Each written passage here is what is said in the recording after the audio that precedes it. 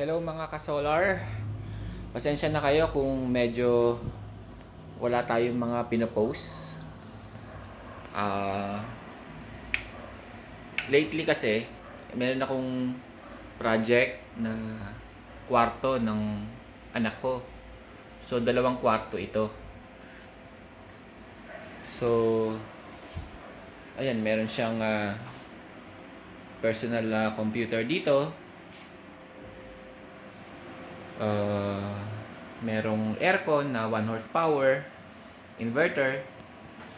Pero also, hindi mawawala na meron tayong setup dito.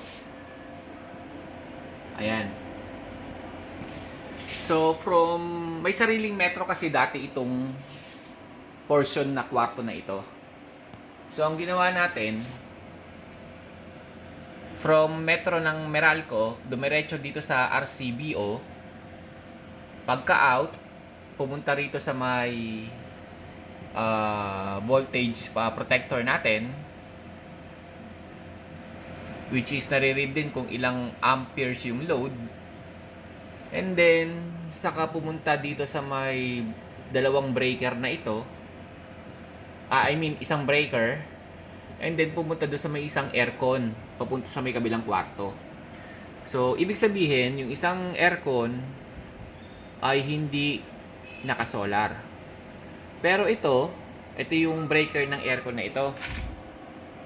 Ngayon, pwede itong solar, pwedeng hindi. Kaya merong ATS sa ibabaw eh.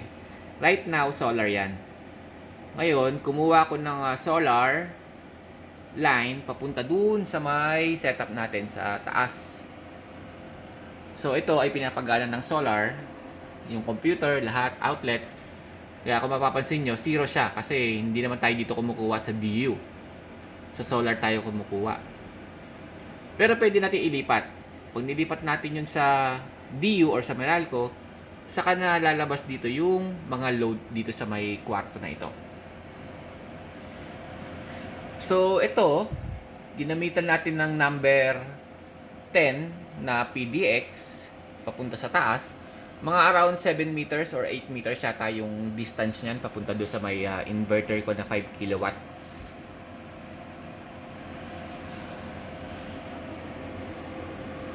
Pasensya na kayo, hindi masyadong pulido yung yari, pero ayan, goods na goods siya. So, siguro pag nag-upgrade tayo ng setup, yung isang aircon sa kabila is isasama na rin natin sa solar. Dalawang 1 horsepower na unit. Matipid naman sa kuryente itong Midea na 1 horsepower. Ang ayaw ko lang dito is parang sabog yung labas ng hangin.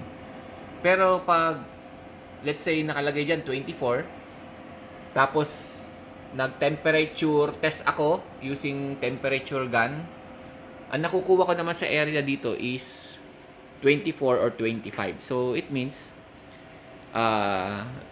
legit naman.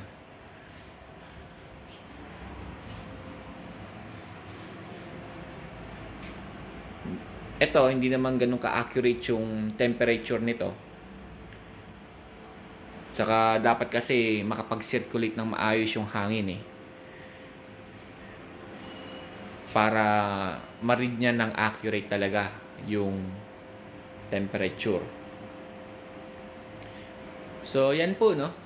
Na-share ko lang. At nagkaroon ng extension or dagdag pakinabang yung ating solar. Thank you.